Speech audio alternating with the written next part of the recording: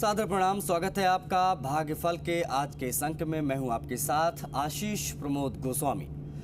देखिए, माँ स्कंदमाता देवी दुर्गा का 5वां स्वरूप है और उनकी पूजा त्योहार नवरात्रि के 5वें दिन की जाती है, जो आमतौर पर चैत्र या अश्विन के महीने में आता है। स्कंद शब्द का अर्थ है भगवान शिव और पार्वती के पुत्र कार्तिकेय, और माता का अर्थ है माँ, इसलिए माँ स्कंद माता को भगवान कार्तिकेय या स्कंद की माता माना जाता है, जिन्हें भारत के विभिन्न हिस्सों में, विशेष तौर पर दक्षिण भारत में मुरुगन या सुब्रमण्यम के नाम से भी जाना जाता है। माँ स्कंद माता की महिमा का वर्णन करने के लिए हमारे साथ जुड़ रहे हैं ज्योतिष परिषद एवं शोध संस्थान अध्यक्ष ज्योतिषाचार्य पंडित पुरुषोत्तम गौड़ जी महाराज। आचार्य जी, बहुत स्वागत करता हूं आपका हमारी खास पेशकश भाग्यफल में। जी धन्यवाद। श्री राम, जय राम, जय जय राम, मेरे राम की जय हो। जय महाराज जी, पंचम स्वरूप का आप वर्णन करें। उससे पहले तमाम दर्शकों से की अपील है कि अगर वो हमारे कार्यक्रम में जुड़ना चाहते हैं तो हम नंबर लगातार फ्लैश करेंगे। इस पूरे कार्यक्रम के बीच में आप उन नंबरों पर हमें कॉल कर सकते हैं, जुड़ सकते हैं और महाराज जी से जुड़कर अपने प्रश्नों को पूछ सकते हैं। महाराज जी, बिना किसी देरी के मैं चाहूँगा कि आप माँ स्कंद माता से जुड़ी तमाम महिमाओं का वर्णन करें और बताएं कि पुराणों में आखिर क्या जिक्र है, कैसे माँ की पूजा होती है, कैसे उनको प्रसन्न किया जा सकता है। देखिए, पौराणिक ग्रंथों की बात करें तो माँ स्कंद माता की 4 भुजा वाली देवी हैं। गोद में अपने पुत्र स्कंद यानी कार्तिकेय को पकड़े हुए हैं और सिर पर सवार दिखाया गया है। कभी कभी हाथों में इनके कमल का फूल भी और एक गरुड़ घंटा भी होता है। मातृ प्रेम और प्रतिनिधित्व करती हुई माँ स्कंद माता का मातृत्व का प्रतीक माना गया है। जिन माता बहन को संतान में बहुत देरी होती है या संतान नहीं प्राप्त हो रही है या बहुत सारे उपाय करने के बाद भी संतान नहीं मिल पा रही है, उन सब के लिए तो आज का जो दिन है बहुत सुनहरा दिन है, क्योंकि माँ स्कंद माता की पूजा करने से संतान प्राप्ति होती है और अलग अलग तरीके से उसका विधान, अलग अलग मान्यताओं के हिसाब से पूजा की जाती है। लोकाचार और शिष्टाचार के अनुसार देखा जाए तो प्रत्येक शहर, प्रत्येक राज्य की अपनी अपनी विशिष्ट लोकाचार होती है। तो माँ स्कंद माता एक शक्ति का प्रतिनिधित्व करने वाली माँ देवी को सत सत हम सब कोटि कोटि प्रणाम करते हुए नवरात्रि का तो सभी लोग जानते हैं कि ये नवरात्रि में इनका महत्व बहुत बढ़ जाता है, क्योंकि नवरात्रि शब्द 2 शब्दों से बना है। नव जिसका अर्थ 9 हो और रात्रि जिसका अर्थ रातें हो। इस प्रकार से पूजा उत्सव की 9 रातों का प्रतीक, दिन और रात, ये त्योहार पूरे भारतवर्ष में बड़े उत्साह के साथ आज के दिन स्कंद माता की पूजा के रूप में और नवरात्रा के 9 दिन दुर्गा देवी के 9 स्वरूपों की पूजा के रूप में मनाया जाता है। ये सभी लोग जानते हैं, लेकिन मैं आपको बहुत स्पष्ट कर दूं कि यहाँ माँ भगवती को प्रसन्न करने के लिए स्कंद माता के 5वें दिन आज अपने भक्तों को आशीर्वाद देने के लिए माँ स्वयं आपके घर आती है। स्कंद माता की पूजा करके भक्त उनसे सुरक्षा, समृद्धि और अपने प्रयासों में सफलता का आशीर्वाद मांगते हैं, वहीं संतान का आशीर्वाद भी मांगते हैं। इनकी पूजा से ज्ञान, बुद्धि और आत्म ज्ञान प्रदान होता है। माँ स्कंद माता के लिए प्रेम और करुणा और अपनी समझ का प्रतिनिधित्व के रूप में जो व्यक्ति श्रद्धा भाव से पूजा करता है, उनको निश्चित मनोकामना पूर्ण होती है। कुल मिलाकर के चैत्र नवरात्रि का 5वां दिन स्कंद माता की पूजा मातृ प्रेम, निर्भयता और सुरक्षा, समृद्धि के आशीर्वाद के प्रतिनिधित्व के लिए माँ भगवती की पूजा अर्चना की जाती है। अब पूजा विधान की बात करें तो देखिए आशीष जी, आपको बस देवी की एक तस्वीर की मूर्ति की आवश्यकता है, जिसे पूजा से पहले गंगा जल से साफ कर लिया जाए। पूजा के दौरान गंध, पुष्प, धूप, दीप, सुगंधिम नैवेद्यम आदि माँ भगवती को, और तांबूलम यानी लौंग इलायची के साथ में माँ भगवती की पूजा की जाए। फलों में केला बहुत प्रिय है, केला माँ भगवती को चढ़ाया जाए। सुबह ब्रह्म मुहूर्त के सुबह में समय में स्कंद माता की पूजा करना बहुत सर्वाधिक श्रेष्ठ होता है। और जैसा कि आपको हम रोज बताते हैं कि स्नान आदि से निवृत्त होने के बाद साफ कपड़े पहने और देवी को फूल और भोग चढ़ाना ना भूलें। साथ में चुनरी भी यदि रोज बदलते हैं तो चुनरी भी आप चढ़ाएं। आमतौर पर यह माना जाता है कि कई गांवों में या बहुत एक गांव होते हैं जी। वहां ये सब चीज उपलब्ध नहीं होती है, तो वहां आप श्रद्धा का भाव रखें। और माँ भगवती जब श्रद्धा के भाव से आप पूजा करते हैं तो पुराणों में भी इसका जिक्र किया है कि भावे ही देवा वित्ते तस्माद भावी कारणम। भगवान भाव के भूखे होते हैं, माँ भगवती भाव के भूखे है। आपकी श्रद्धा और आपका भाव ये दर्शाता है कि आपके पास मान लीजिए कुछ भी नहीं है तो पताशे का प्रसादी आप माँ को लगाएं, लेकिन आपका भाव का इस्तेमाल जरूर करें।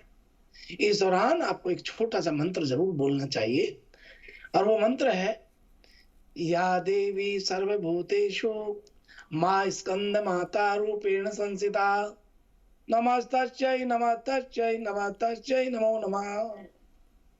या देवी सर्वभूतेषु माँ स्कंद माता रूपेण संसिता नमस्तस्यै नमस्तस्यै नमस्तस्यै नमो नमः। ये बहुत सरल मंत्र है, इसको आप बोलें। अवश्य पूरे परिवार में संपन्नता के साथ परिवार में वृद्धि और सुख शांति के साथ में आपकी तर्क की उन्नति के मार्ग का प्रशस्त होने का आशीर्वाद प्राप्त होता है। जी जाहिर तौर पर महाराज जी, स्कंद माता का ध्यान करने के बाद में आप इस मंत्र का जाप कर सकते हो। कहा जाता है कि माँ स्कंद माता को अगर आपने प्रसन्न कर दिया तो जो काम आपको असंभव लग रहे थे वो भी संभव होते आपको नजर आएंगे। महाराज जी, हमारे साथ कुछ कॉलर कनेक्ट हैं तो हम चाहेंगे कि उनसे भी बात हम लोग कर लें। तो जो भी कॉलर इस वक्त हमारे साथ कनेक्ट है वो महाराज जी से जुड़ सकता है, अपना प्रश्न पूछ सकता है। पंडित जी। जी आयुष्मान। पंडित जी, मैं मोनिका बोल रही हूँ। हाँ बेटी। पंडित जी, मैंने आपसे पिछली बार बोला था ना कि हमें हमारा हिस्सा नहीं दे रहे हैं, मतलब कि हमारे शत्रु हैं, तो जो हमसे मिला हुआ है वही छीन रहे हैं। तो पंडित जी, हमने वहाँ पे कंस्ट्रक्शन का काम लगाया हुआ है, तो पंडित जी आज आप किसी ने रात को वहाँ पे चूना कर दिया। चूने में किसी ने मतलब कि नींबू पे 2 कील गाड़ रखे हैं और झाड़ू की तीलियां गाड़ रखी हैं, चूड़ियां टूटी हुई हैं, दीपक जलाया। तो पंडित जी हमें ये बताइए किसका हम क्या करें। और सबसे पहले मेरे पापा ने देखा है, तो पंडित जी हमें ना उपाय बताइए कि जिससे हमारा ये जिसने भी किया है वापस उसके पास ही जाए और हमारा इससे मुझे हमारा कोई आहत ना हो, और वहाँ पे कोई काम करने के लिए भी तैयार नहीं है कि हम नहीं काम करेंगे, यहाँ से किसी ने जादू वगैरह का। देखिए बेटी, आपकी बात मैं समझ गया, और आप ध्यान रखें कि माँ भगवती के ये नवरात्र चल रहे हैं। आपके फादर को, आप पिताजी को कहें ओम दम दमनाय शत्रु नाशाय फट। मंत्र नोट कर लें, ओम दम दमनाय शत्रु नाशाय फट। माँ भगवती के सामने घी का दिया जलाएं और मंत्र की 11 माला करें और शत्रु नाश का भाव रखें।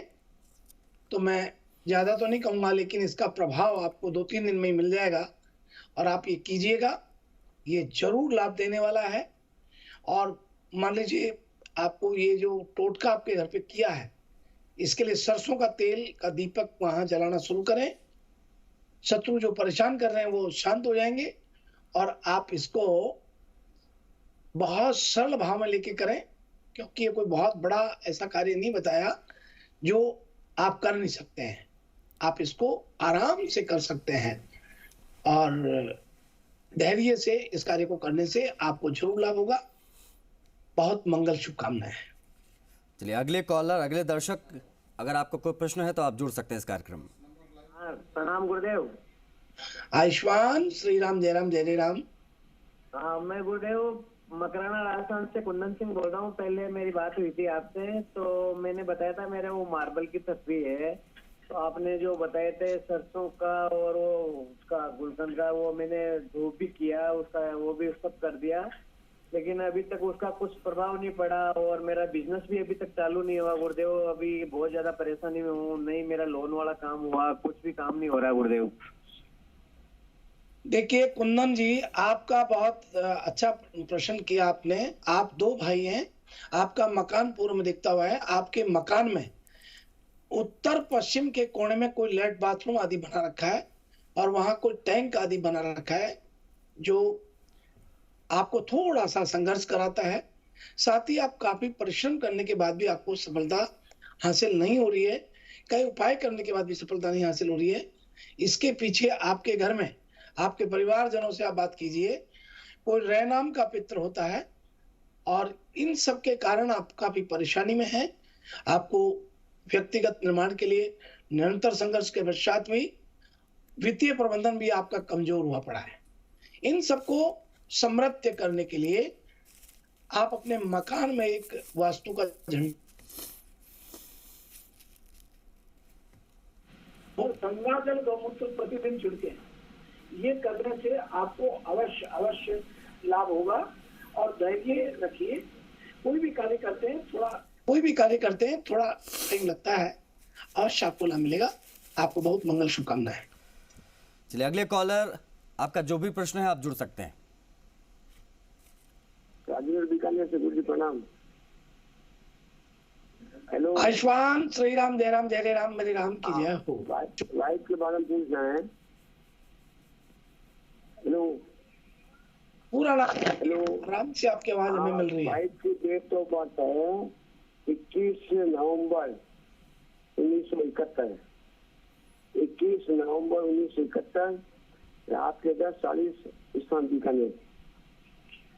मुझे अभी इनके राहु की महादशा चल रही है और इनका हर एक काम में बात आती है, रिश्ते भी बहुत जगह खराब हो रहे हैं। तो इसका क्या स्पेसिफिक रीजन है और उपाय बताइए। देखिए राहु की महादशा है, शुक्र और जो है शुक्र का अंतर है और बुध का प्रतिंतर है, और केतु इनका लगन में बैठा हुआ है, कर्क का केतु बैठा हुआ है। अब जैसा कि आपको मैं बता दूं कि आप यहाँ इनके स्वास्थ्य को लेकर काफी चिंतित हैं, लेकिन मैं सभी दर्शकों से एक अपील जरूर करना चाहूंगा, जिसके बारे में पूछे नाम जरूर बताएं, क्योंकि नाम बताने से आपकी डेट ऑफ बर्थ सही है या नहीं, या आपने टाइम दिया सही है या नहीं, मुझे नाम बताने से आपका सब कुछ देखने का सहयोग मिल जाता है। और बिना पूछे ही मैं आपको आपके घर का भी वास्तु भी देख लेता हूं और आपके बारे में भूत भविष्य वर्तमान तीनों दिखते हैं।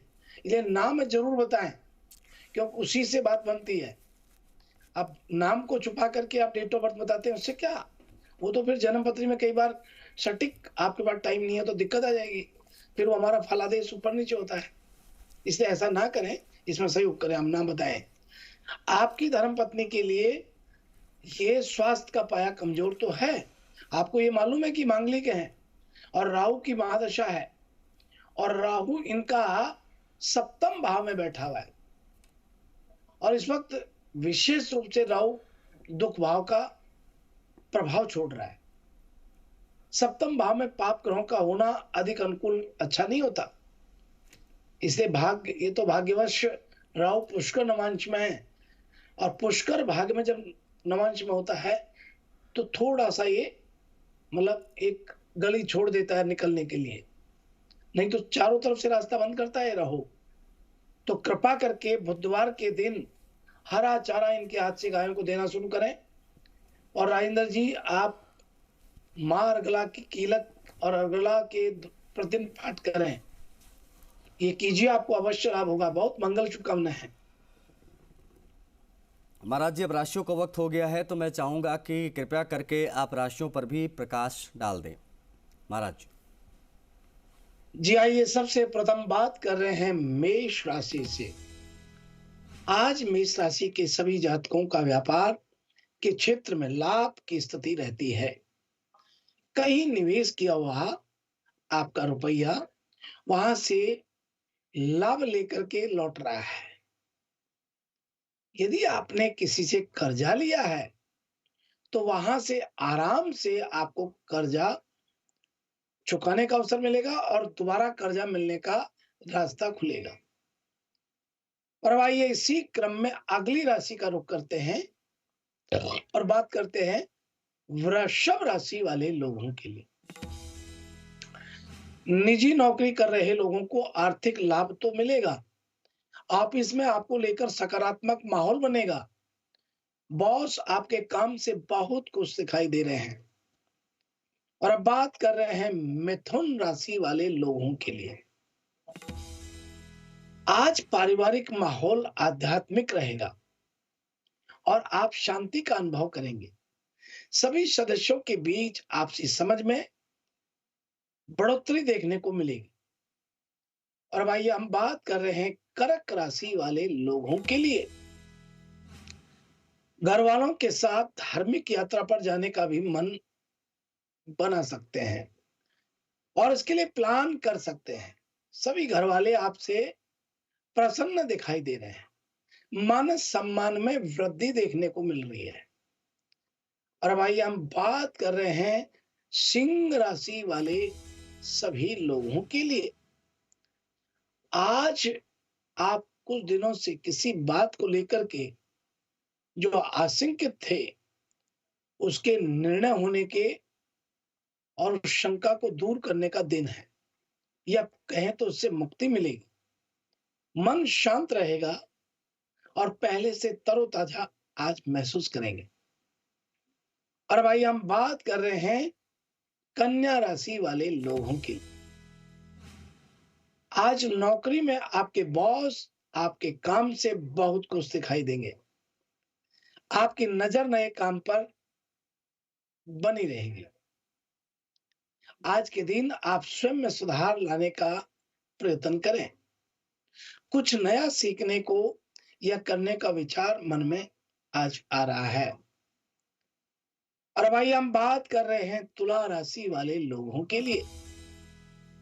घर में सब कुछ शांति से तो रहेगा, लेकिन किसी अपने के द्वारा ही उसमें दरार डालने का प्रयत्न किया जाएगा। ऐसे में घर की बातों को बाहर कहने से बचें और सभी के साथ सम्मान के साथ आज आपको पेश आना चाहिए। और भाई हम बात कर रहे हैं वृश्चिक राशि वाले लोगों के लिए। किसी चीज को लेकर उत्साह तो रहेगा, जिस कारण मन आनंदित भी रहेगा, लेकिन दिन के अंत में गले से संबंधित समस्या परेशान आज आपको कर सकती है। ऐसे में तली हुई चीजें खाने से परहेज करें। और भाई हम बात कर रहे हैं धनु राशि वाले लोगों के लिए। डायबिटीज के रोगी यदि आप हैं, आज आपका स्वास्थ्य ढीला रह सकता है और शुगर का लेवल भी बढ़ सकता है। ऐसे में मीठा खाने से परहेज रखें और अपने स्वास्थ्य का पूर्ण ध्यान रखें। और भाई हम बात कर रहे हैं मकर राशि वाले लोग। अध्यापक और मित्रों का पूर्ण सहयोग प्राप्त होगा और अपना आपका उचित मार्गदर्शन होगा।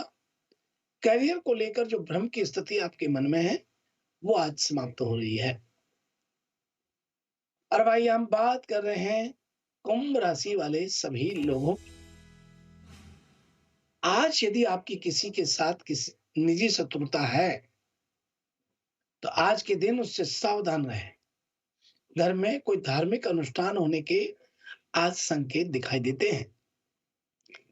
पारिवारिक माहौल आध्यात्मिक रहने वाला है। और इसी क्रम में अब अगली राशि के लिए बात कर रहे हैं मीन राशि वाले लोगों के लिए। आज अपने लाइफ पार्टनर के साथ मिलकर के भविष्य की रूपरेखा आप तैयार करने का प्लान करेंगे और संतान प्राप्ति के विषय पर भी चर्चा आज आपकी हो सकती है। घर में सभी आपको लेकर उत्साहित दिखाई देंगे। आज भविष्य के लिए किए गए कॉन्ट्रैक्ट आपके लिए बहुत उज्जवल भविष्य देने वाला रहेगा। इस प्रकार से यह है आज का हमारा अपना राशिफल। महाराज जी थोड़ा सा वक्त बचा तो मैं चाहूँगा कि थोड़ी सी जानकारी आपसे और जुटा ली जाए, क्योंकि आप जो है विस्तृत वर्णन लगातार कर रहे हैं माँ स्कंद माता से जुड़ी हुई। अब ऐसे में महाराज जी मैं चाहूँगा कि आप संक्षेप में ये बता दें कि जिन पति पत्नी को पुत्र या पुत्री की प्राप्ति नहीं हो पा रही है, संतान योग नहीं बन पा रहा है, उनके लिए माँ स्कंद माता की पूजा कितनी महत्वपूर्ण साबित हो सकती है, साथ ही साथ में पूजा का शुभ और अशुभ यानी राहु काल इत्यादि क्या रहेगा, इस पर भी मैं चाहूँगा कि आप प्रकाश डाल दें। देखिए, आपने बहुत अच्छा प्रश्न किया है और ये बात सही है कि सभी दर्शकों को जितना ज्यादा हम अच्छा दे सकें जी। वो प्रयत्न आप करते हैं। जी महाराज जी। तो माँ आज नवरात्रा में 5वां दिन माँ स्कंद माता को चुनरी में 16 श्रृंगार के साथ एक नारियल, केला, केले की मिठाई या केले का हलवा, पीले फूल, लाल हरी चूड़ियां रख कर के देवी की गोद भरें। पति पत्नी के साथ मिलकर के देवी की बीज मंत्र के साथ पूजा करें और स्कंद माता से आप संतान प्राप्ति के यहाँ प्रार्थना करें। ये माँ स्कंद माता के लिए सबसे ज्यादा ये माना जाता है कि माँ झोली भरती है। ऐसी मान्यता है कि 7 दिनों में गर्भधारण हो जाता है और विषम दिनों में गर्भधारण करने से पुत्री की प्राप्ति होती है। गरुड़ पुराण में तो ये भी लिखा है आशीष जी जी महाराज जी।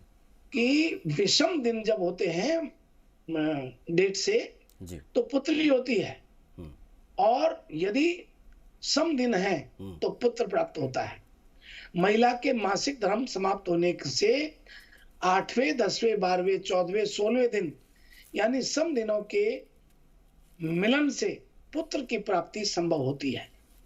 और इसके लिए बहुत सरल बात है कि माँ स्कंद माता की पूजा करें और पूजा के दौरान बताई गई सामग्री आपको जरूर चढ़ानी चाहिए। और ये भी ध्यान रखें कि हमेशा पति पत्नी को बाईं तरफ, पत्नी को पति के बाईं तरफ शयन कक्ष में रहना चाहिए। ये विशेष बात मैं इसलिए कह रहा हूं कि ये सब चीजें बहुत मायने रखती हैं। और यदि आप सुयोग पुत्र चाहते हैं तो फिर आपको विशेष रूप से माँ भगवती की पूजा करने के बाद, चुनरी धारण कराने के बाद, एक लड्डू गोपाल की फोटो तस्वीर अपने सिराने लगाने के बाद और फिर आप जो है प्रार्थना करें। अवश्य मातेश्वरी की कृपा से पुत्र रत्न प्राप्त होता है जी। और इसके लिए आप ये देखिए हमारा साइंस कितना जबरदस्त है जी। और आज विशेष रूप से क्योंकि संतान जो प्राप्ति की कामना होती है, गुरुवार के दिन विशेष रूप से दिन अच्छा माना जाता है जी। और स्कंद माता आज पूजा कर रहे हैं और गुरुवार का दिन है और केले के हलवे का मातेश्वरी को भोग लगाएं। जी। आप सभी की झोली भरे और सभी की मनोकामना पूर्ण हो। जो जिस भाव में पूजा करके आशीर्वाद चाहता है उन सभी दर्शकों को उसी भाव में आशीर्वाद प्राप्त हो। ऐसी मंगल शुभ आशीर्वाद के साथ मंगल कामनाएं हैं। महाराज जी बहुत साधुवाद आपको, आपने तमाम विषयों पर बात रखी। बहुत धन्यवाद, बहुत आभार जी। सुप्रभात, शुभ आशीर्वाद। श्री राम जय राम जय राम मेरे राम की जय हो। चलिए महाराज जी की इसी वाणी के साथ आज भाग्यफल में इतना ही। हम सभी को आज्ञा दीजिए। सादर प्रणाम।